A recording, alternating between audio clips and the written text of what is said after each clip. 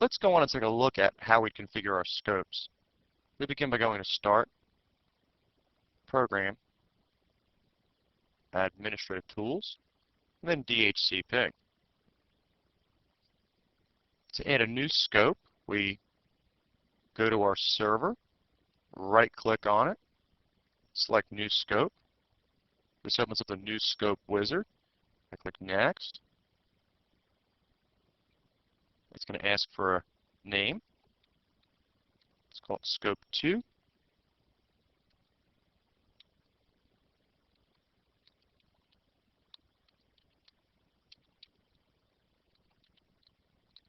And the description is optional.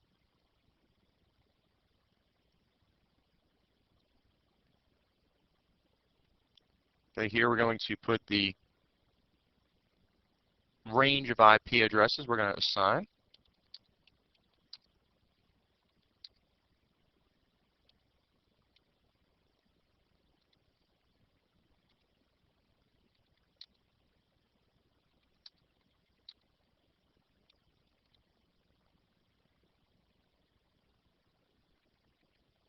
What it did down here is it automatically put a subnet mask in for me. If I wanted to change it, I could do so.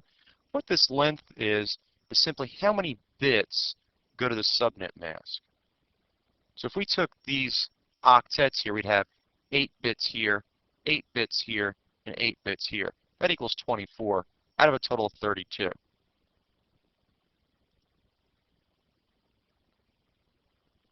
If we have any computers that need a certain IP address, what we can do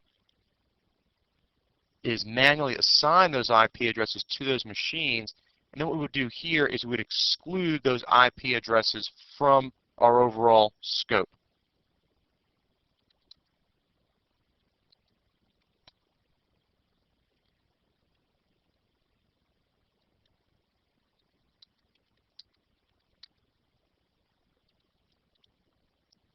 After I type them in, I click Add.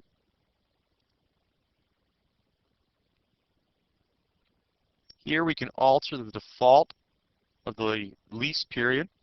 The situations we might want to alter this if we have a lot of people that have docking stations with mobile computers. Like for instance, they are on the network sometimes, but they might not be back on the network for a week at a time. We might want to have the lease very short. If we have a very consistent environment, like they're saying here, a stable network, which is mainly desktop computers, we might want to have a longer lease duration, especially if we have plenty of IP addresses. Click Next.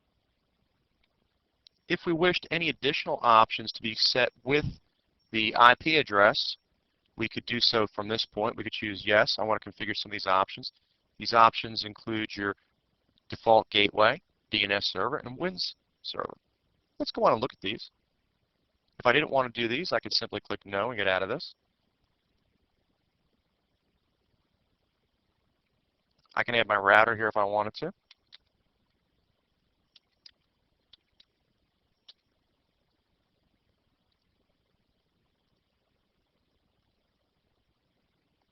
If I wanted to set up the DNS servers, what I could do is fill the information out here and then click Next. The Win server information can be specified here as well. I just simply fill in the information and click Next.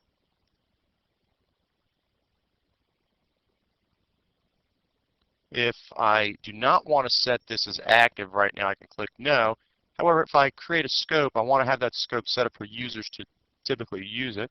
So I want to have this button here which says yes, I want to activate the scope now. Click Next. And then I click Finish.